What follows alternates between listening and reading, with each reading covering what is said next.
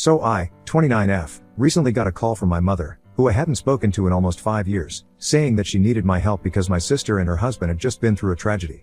For context, the man who is now my sister's husband was actually supposed to be my husband once upon a time.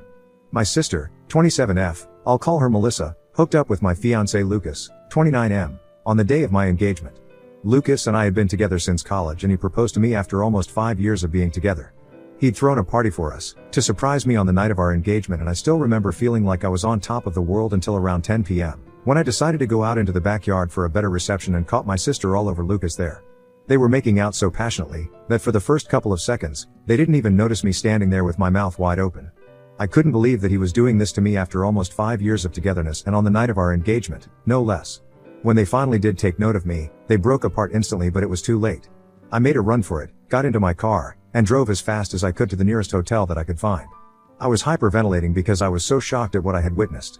I was somehow trying to process it and was willing it to be untrue, but then I received a text from Melissa, saying that she was sorry but she was in love with Lucas, and apparently, this had been going on for a really long time now.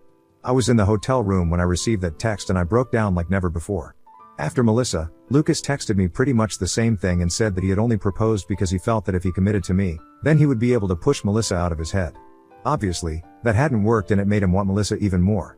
He told me that it wasn't about me, but this was about them and they just knew that they were meant to be. I was just a placeholder in the way for Lucas to finally meet Melissa.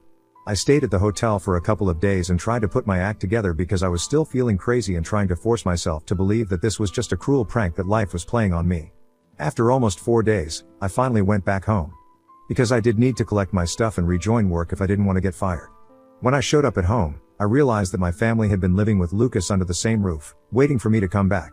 It would almost be touching, had it not been for the circumstances under which I left. Everybody had been trying to text me and get me to respond relentlessly after I disappeared, but I hadn't replied to a single one of those texts. So needless to say, there was a lot of chaos when I finally came back and everybody made it a point to hug me and tell me how glad they were to see me. Even Melissa had the audacity to come to me and give me a giant hug with tears in her eyes when she saw me.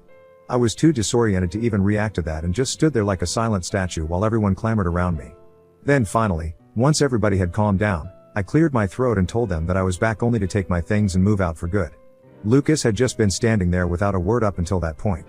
But when I said that I was going to move out, he announced that there was no need for me to leave because he'd already packed his stuff and was going to move in with Melissa, since now everything was out in the open anyway. My family, my parents and my aunt, my dad's younger sister who has lived in the same house ever since her husband passed away, actually had wide smiles on their faces even though there was nothing to smile about, at least not according to me. Melissa was standing beside Lucas in an awkward side hug and looking at me very sadly but still smiling. I couldn't take it anymore and decided to ask my family what the heck were they even smiling about. Because as far as I was concerned, Melissa had just broken up my engagement and stolen my boyfriend of almost 5 years. There was really nothing very funny or sweet about this. My mother chose to speak up at that point and told me that they couldn't go back in time and change the past, but they could accept the future. And they knew that the future had Melissa and Lucas together in it. Granted, it was a relationship that had formed out of cheating and they did feel sorry about it, but they also wanted me to understand and accept that this was for the best. Melissa said that she was very sorry for taking my boyfriend away from me, but she couldn't help falling in love with him. She wished that she could have told me earlier and I didn't have to find out this way. But apparently, they were madly in love and wanted to spend their lives with each other. Then the two of them kissed right in front of me and my mother had the audacity to even wipe a tear from her eye. I snapped and told them that this wasn't supposed to be sentimental or emotional and that what they were doing was disgusting. To my surprise, my family seemed to get annoyed with my behavior and told me that I was being too bratty about the situation. Instead of being happy for my sister, I was making this all about myself and they didn't approve of my behavior. I was stunned by their attitude about this and told them all to get the heck out of my house that very moment. I couldn't, for the life of me, understand how they were defending what Melissa and Lucas had done while making me out to be the bad guy and act as though I was overreacting. My father intervened and told me not to act like a child because these things happen and I should take it in my stride. He wanted me to celebrate that my sister had finally found her soulmate, instead of being jealous of her. They were literally all acting insane and I couldn't deal with it anymore, so I just said screw it, went into my room, packed some of my things, and left yet again without even speaking to them or waiting to hear them out even as they called out my name and told me not to go. I really didn't have anything left to say to them because it was very clear to me that they cared more about Melissa and her happiness than about me, or even about what was right and wrong. They were so caught up in trying to justify what Melissa had done, that they completely forgot that I was also a human being, with real feelings as well. After that day, my family tried to contact me several times but I never responded to them because I didn't think that I owed it to them. A couple of weeks later, I even received an invitation to Melissa and Lucas' wedding which I declined, obviously. All the common friends that Lucas and I had also declined the wedding invitation in solidarity with me. And even a couple of relatives who knew the truth refused to interact with my family after they learned how they had treated me in the aftermath of the party.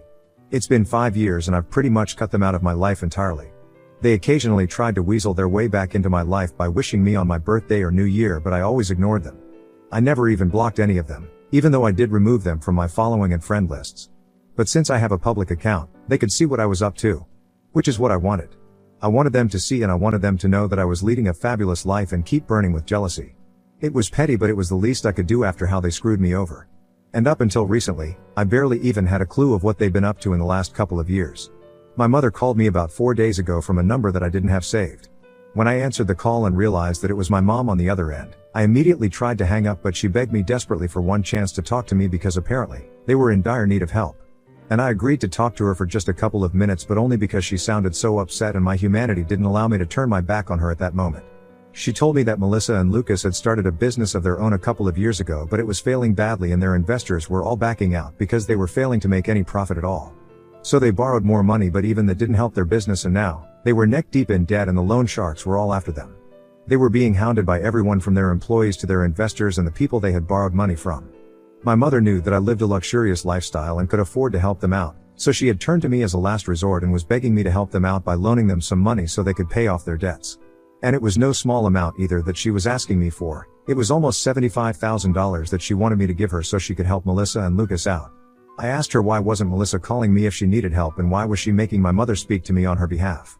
So my mother told me that Melissa and Lucas didn't even know that she was coming to me for help, as they had given her strict instructions not to approach me. Because I guess we all still remember exactly what happened 5 years ago.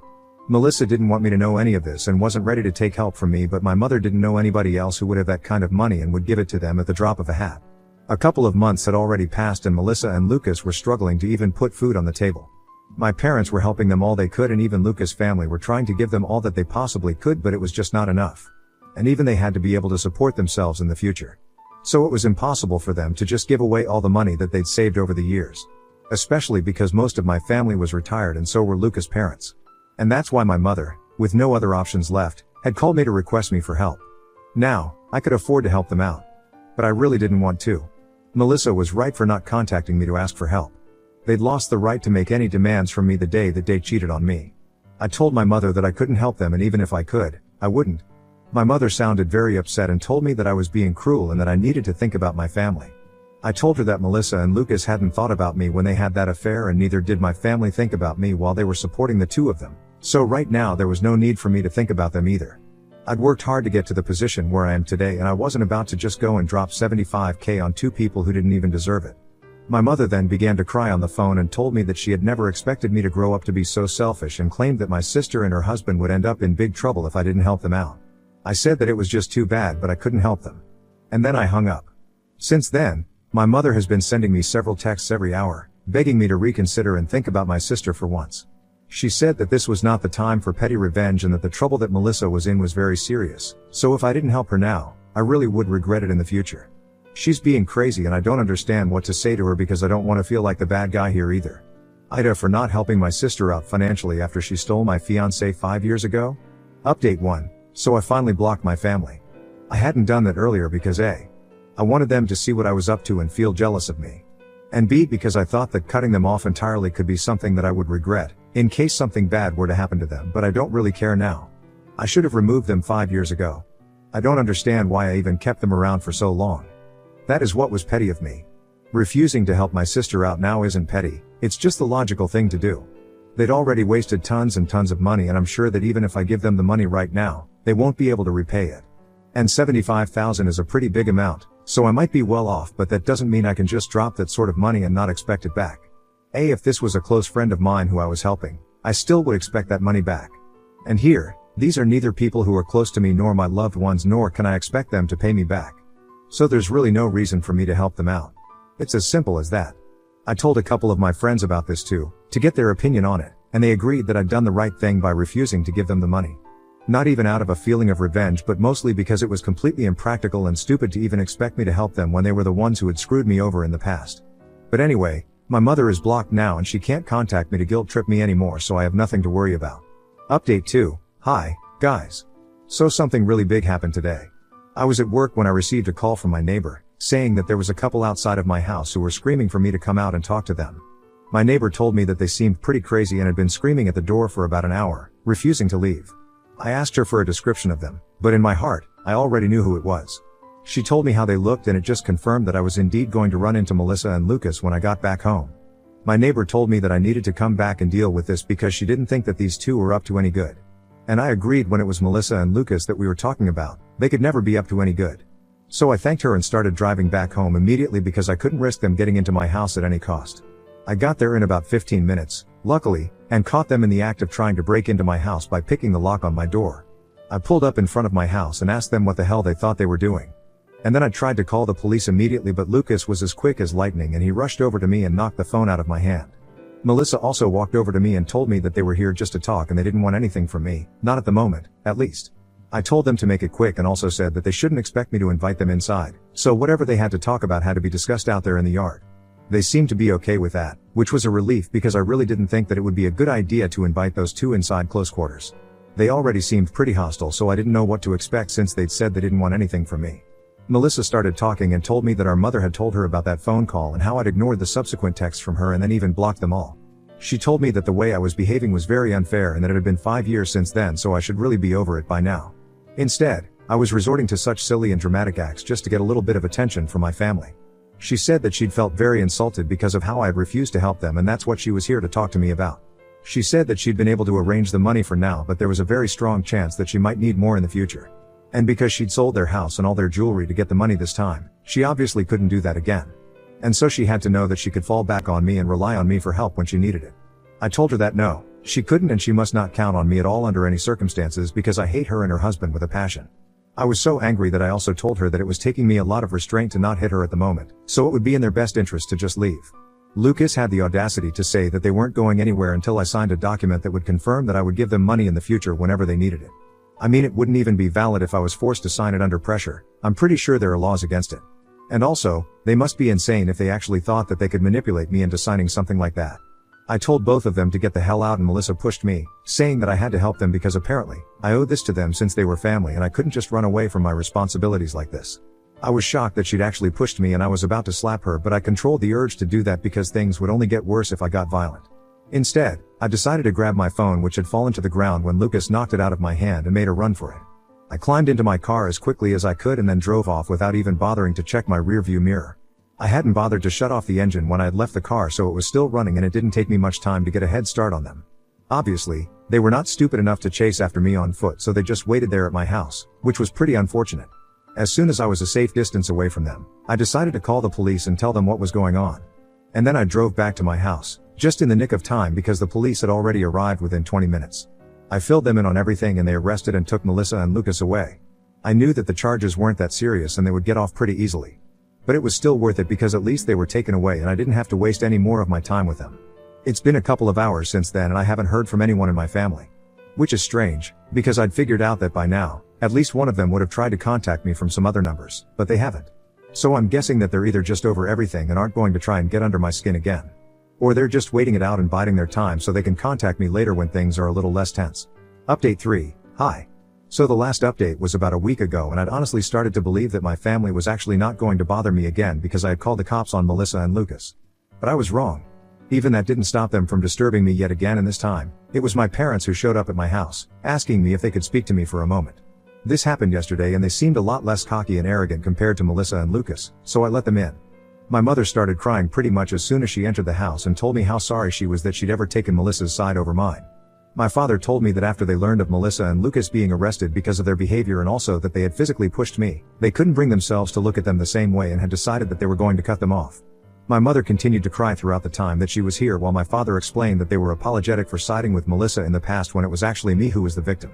While I said that I did appreciate them for finally coming to their senses, but right now it was too little and too late for things to get better. I was used to living my life on my own terms now and I didn't want to go back to putting my family before myself. So as much as I appreciated their visit and apology to me, I really couldn't promise them that I would work on this relationship because I just didn't feel that there was any point in trying to salvage an already ruined relationship. Even if it is with my parents. They protested a little at that point and said that we could fix this if we wanted to. But that was exactly where the problem was. I didn't want to anymore. I just wanted to be by myself, that's all. And I told them I respected their efforts but I was done here. They seemed a little disappointed but eventually, they left and asked me if I could at least unblock them so they could keep in touch.